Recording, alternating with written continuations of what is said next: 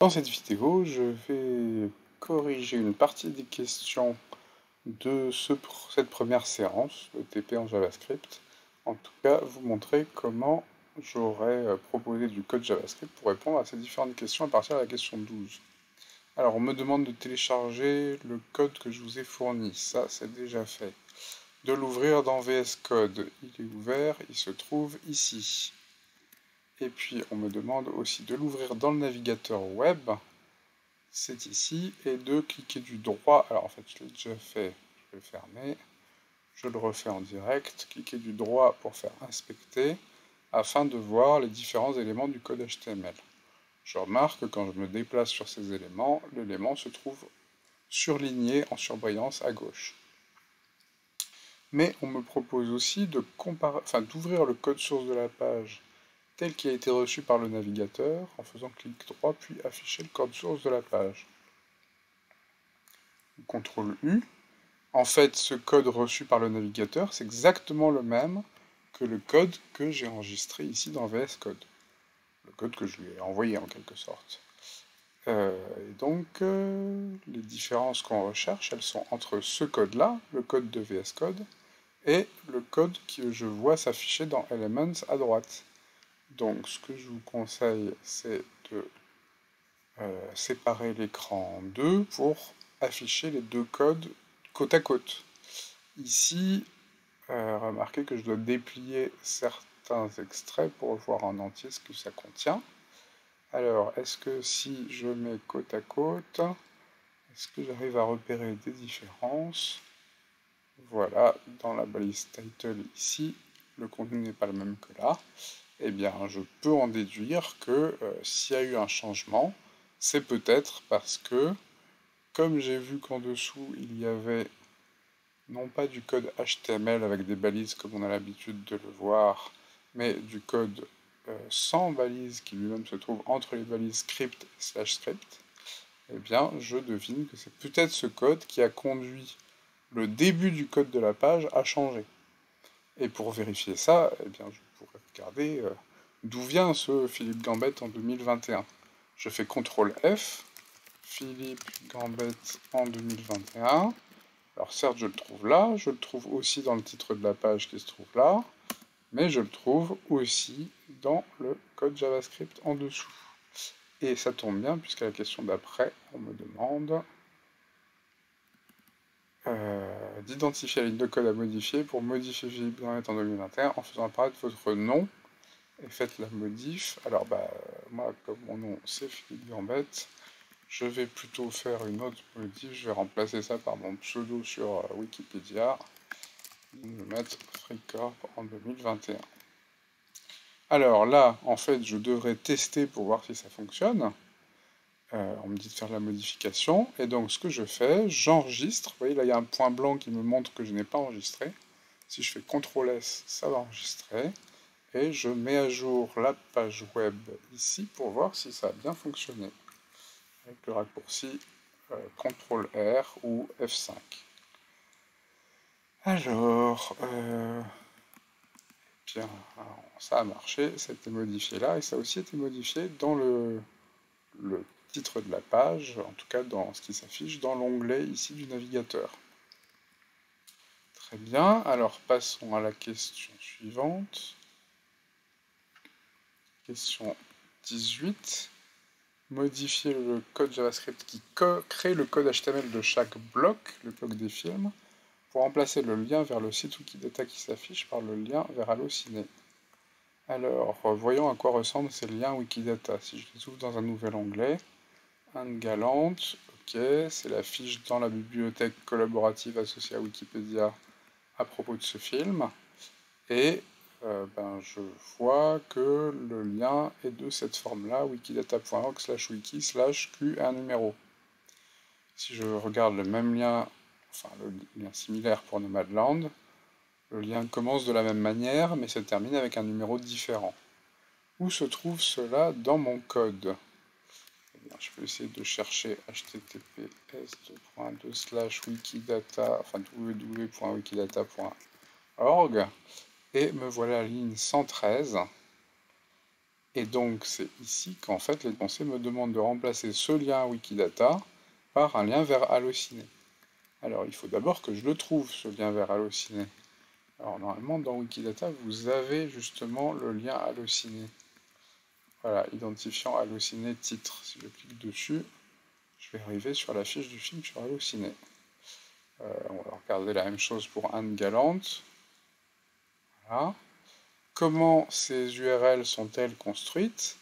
Eh bien, de la même manière que tout à l'heure pour Wikidata, j'ai un numéro qui change, et par contre, le début de l'adresse reste le même. Alors, je vais copier ce début d'adresse, et je vais remplacer le début d'adresse Wikidata par ce début d'adresse. Bon, alors ensuite, il faudrait que je mette non pas le numéro Wikidata, mais le numéro Allociné.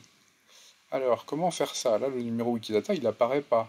En revanche, juste après le début de mon URL, j'avais visiblement ce truc-là, là, guillemets plus f.wikidata plus quelque chose. C'est probablement ça qui correspond à mon numéro Wikidata que j'avais tout à l'heure. Alors, voyons d'où ça vient et comment changer ça pour remplacer par le numéro Allociné. Si je reviens à la fiche Wikidata, allez, on va prendre celle de Nomadland. Je vais copier-coller ce code avec le numéro pour savoir est-ce qu'il apparaît quelque part dans ce fichier de code. Oui, là je vois f.wikidata qui apparaît, mais puisque c'est pas f.wikidata qui s'affiche, puisque c'est ce code-là qui s'affiche, il doit bien être quelque part dans ce fichier-là, ce code-là. Alors je le cherche avec ma barre de recherche ici, et je le trouve à cet endroit-là. Et je remarque que juste avant, il y a écrit Wikidata 2. Et donc, si moi, ce que je veux faire, c'est remplacer ce numéro par le numéro Allociné, c'est-à-dire 27 16 87, eh bien voyons, est-ce que j'ai pas mon numéro Allociné qui se trouverait à côté du numéro Wikidata? Eh bien oui, juste avant. Et de même que là, il fallait écrire f.wikidata pour récupérer ce numéro, eh bien je vais écrire f.allocineux sans accent pour récupérer le numéro Allociné. Alors, je peux essayer de tester ça dès maintenant pour voir si ça marche. En fait, je sais que ça va pas marcher, mais je vais vous montrer comment on débug ça. Si on voit que ça marche pas, donc là, quand je clique, cette page s'est perdue dans les limbes. Ok, je suis sur une page qui n'existe pas. Comparons avec la vraie page Wikipédia, la vraie page Allociné de Nomadland. Quelle est la différence entre les deux adresses dans la barre d'adresse? Eh bien, elle, il lui manque .html, il y a un slash à la place. Alors que la bonne adresse, il écrit .html. Donc je copie le .html, et je me dis où est-ce que j'avais envie de le mettre, ce .html. Vous voyez, si je reviens en arrière à mon lien, là, je vais inspecter l'élément pour voir le lien. Où est-ce que j'ai envie de mettre le .html? J'ai envie de le mettre là, juste après le numéro, ou autrement dit, juste avant le guillemet double qu'on a ici et le supérieur. Voyons ça dans mon code. Juste après le numéro, et juste avant les guillemets doubles qu'il y a dans mon code. Bah, vous voyez, il y aurait peut-être trois options pour coller, soit là, soit là, soit là. Bah, là, ça a l'air plus raisonnable de mettre juste avant les guillemets qu'il y a dans le code. Au passage, je commence peut-être à comprendre, en regardant les couleurs, que les petits apostrophes qu'on a de part et d'autre de tous les blocs en orange, en fait, eh bien, elles servent à entourer ces blocs, peut-être pour montrer qu'il s'agit d'un code particulier. Vous voyez que dans les parties orange, c'est là qu'on trouve le code HTML. C'est aussi là qu'on trouve le contenu finalement de la page. Et donc, on le verra plus tard, ce qu'il y a en orange, ce sont finalement des textes qu'on appelle des chaînes de caractères en JavaScript. Alors, j'aurais dû enregistrer et tester, il faut vraiment que ce soit systématique pour éviter que les erreurs s'accumulent et s'enchaînent. Voilà, là je teste et je vais m'assurer que j'ai bien Nomadland, la page Allociné qui s'affiche correctement cette fois-ci. Alors, question 19. Modifier le code JavaScript qui crée le code HTML de chaque bloc pour ajouter ce même lien Allociné dans la fiche du film. Alors là, ce que je pourrais vous conseiller si vous avez un peu de mal à le faire directement dans le fichier JavaScript, parce que là, la difficulté, c'est que vous avez à la fois du code JavaScript, ici vous avez du code HTML, et les deux risquent de se mélanger, en tout cas quand vous n'avez pas trop l'habitude. Et vous pouvez, si vous faites une erreur, vous ne saurez pas si c'est une erreur de HTML ou de JavaScript. Donc une première chose à faire pourrait être de rajouter le code HTML dans le code HTML de la page en modifiant ici, en faisant Edit as HTML, et en rajoutant ici en fait le lien que vous voulez mettre. Alors il va falloir que je ferme cette balise juste après. Et bah, ici le lien que je veux mettre, c'est en fait ce lien-là finalement. Donc je peux cliquer là, coller le lien. Si je me mets ailleurs pour valider mon ajout, et si j'ouvre... non, pardon, c'est sur la photo du film, j'ai bien un lien qui apparaît désormais. Si je clique du droit, ouvrir dans un nouvel onglet, je retombe bien sur le film Nomadland, comme c'était demandé. Et bien donc, ce que je vais faire, c'est que je vais reproduire ça, cette fois-ci, dans mon code JavaScript. Alors, je coupe ce que je viens d'insérer. Je le colle juste avant ma balise IMG. Et puis, ma balise fermante /A, je vais mettre juste après la balise IMG. Et puis, bah là, le problème, c'est que je veux pas toujours, si je fais ça et que j'enregistre, le problème, c'est que j'aurai toujours le lien vers la fiche hallucinée de Nomadland.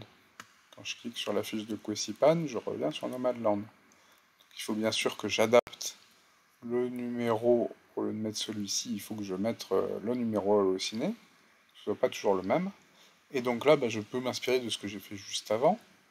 Alors attention par contre, vous voyez, ne copiez pas seulement le numéro de cette manière-là, f.halluciné. Si vous copiez ça, que vous supprimez le numéro écrit en dur et que vous collez f.halluciné, ça n'ira pas. Il y aura écrit f.halluciné.html dans l'URL. On voit que là c'est tout en orange, c'est considéré comme du texte. Non, pour utiliser vraiment le même code, en fait, moi je vous conseille de copier ce qu'il y a entre le égal et le point HTML. Donc je copie tout cet ensemble-là, et je le mets entre le égal et le point HTML, pour vraiment m'inspirer de ce qui est écrit en dessous. J'enregistre, et là, je vais voir que quand je réactualise, si j'essaye la fiche de la nuit des rois, je suis bien renvoyé vers la fiche hallucinée de la nuit des rois.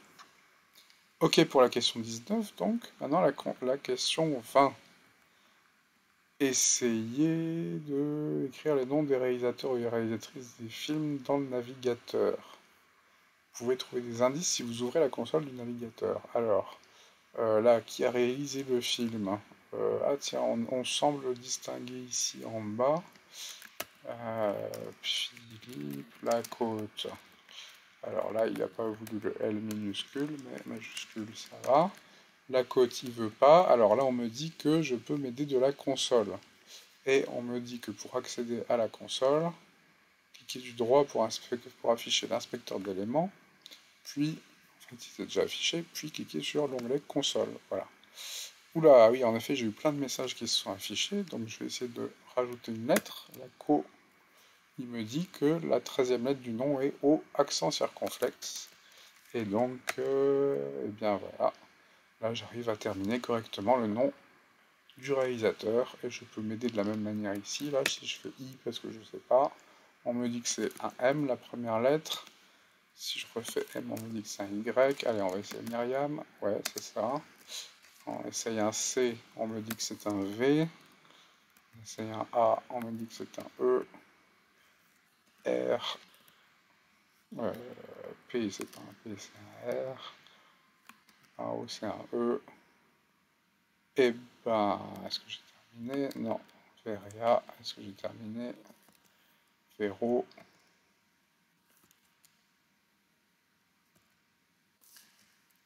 Bon, ça doit être fini, voilà, undefined. Je suis arrivé à la fin. J'ai bien le nom de la réalisatrice.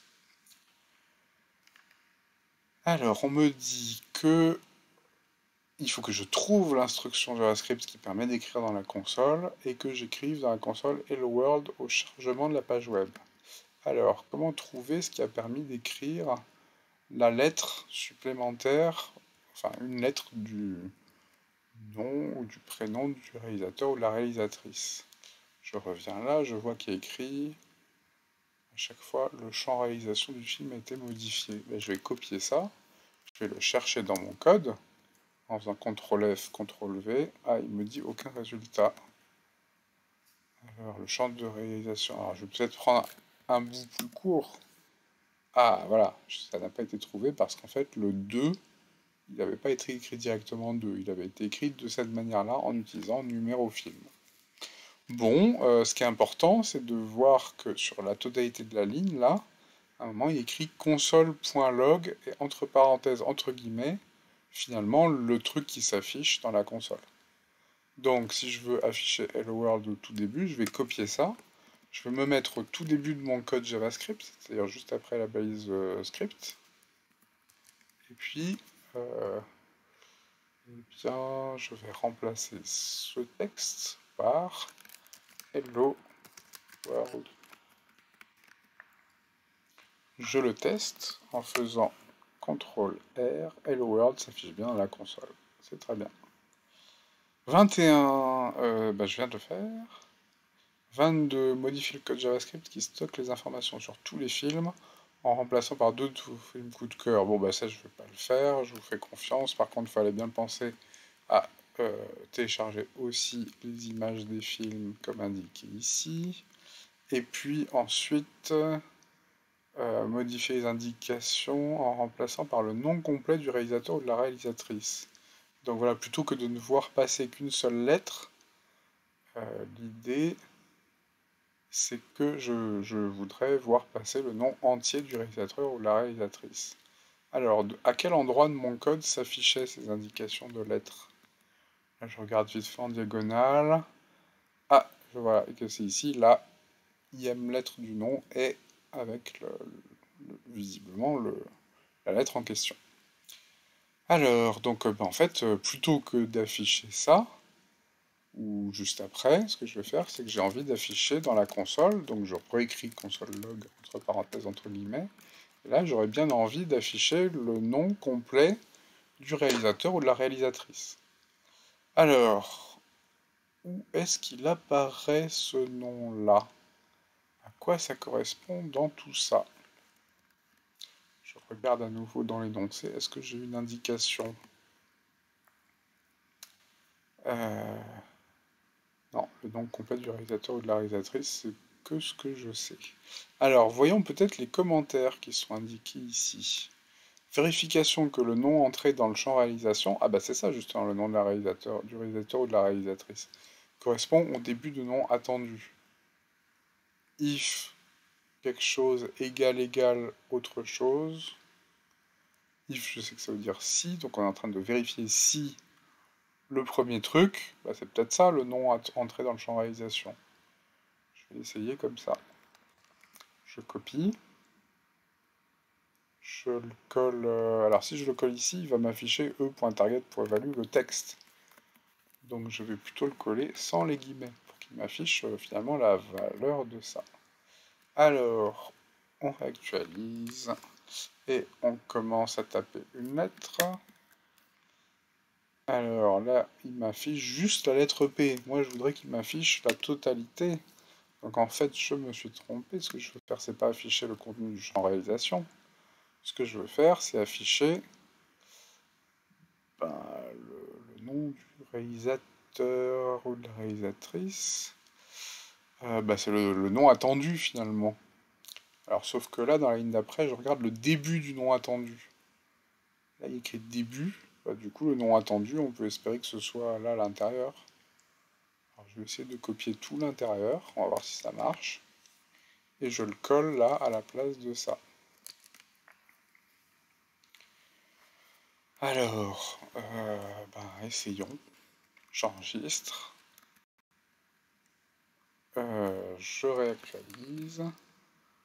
Je commence à taper une lettre. Ah, il m'a écrit Philippe Lacôte 1. Alors, pourquoi est-ce qu'il écrit Philippe Lacôte 1, 2, 3? Eh bien, peut-être parce que, en fait, quand j'ai fait mon copier-coller, non seulement j'ai inclus ça, la numéro films.réalisation, mais ensuite il y a une virgule et il y a autre chose, target value.length. Bon, et je peux deviner donc que c'est cette autre chose qui correspond au numéro dont je n'ai pas besoin, donc je vais le supprimer.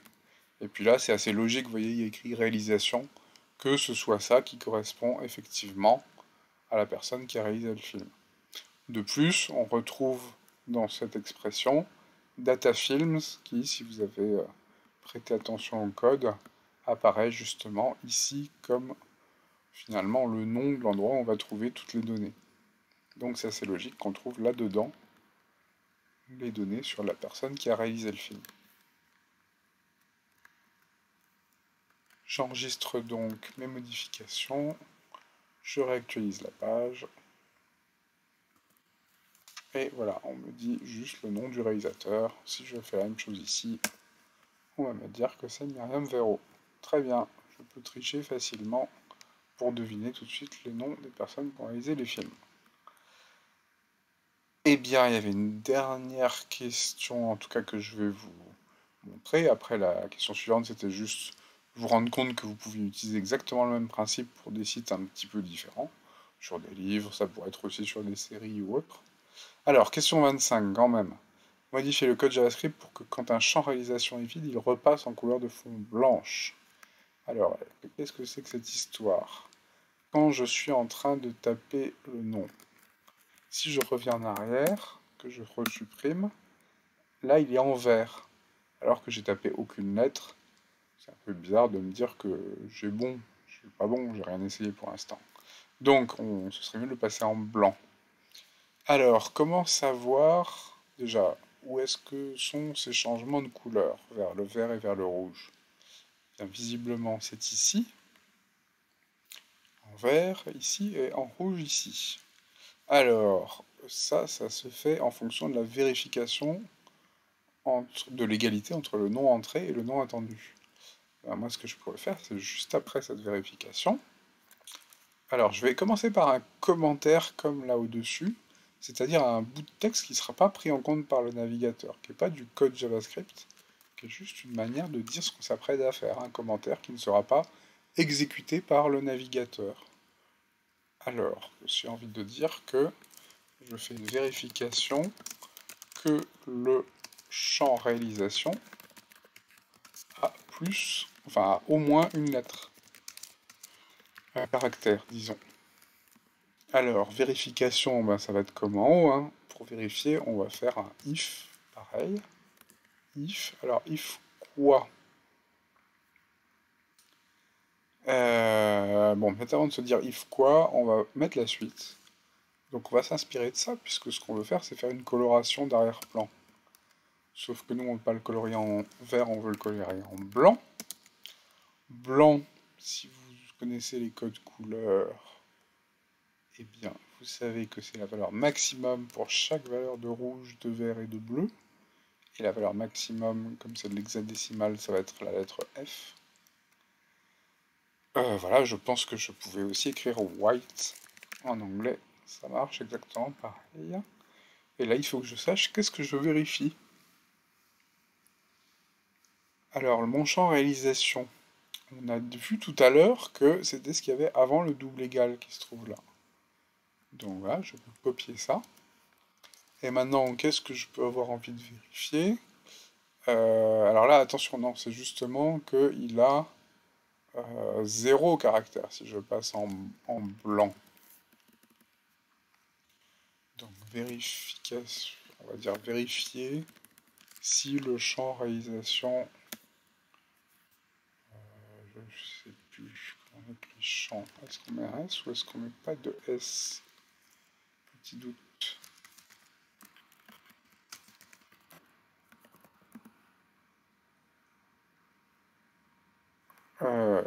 Visiblement, c'est pas ça.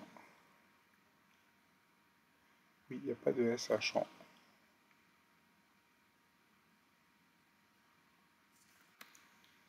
Donc voilà, le champ a 0 caractère. Enfin, en fait, 0 caractère, c'est qu'il est égal à quoi? Il est égal à...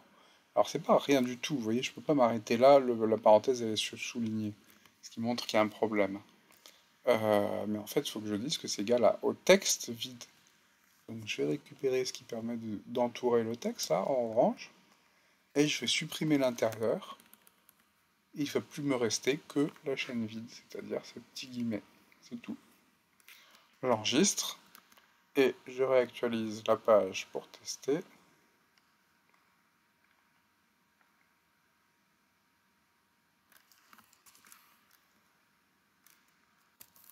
Myriam. Si je supprime, il est repassé en blanc. Très bien. Et pareil, si j'étais en rouge et que je supprime, ça repasse en blanc. Et ça marche aussi sur les autres champs.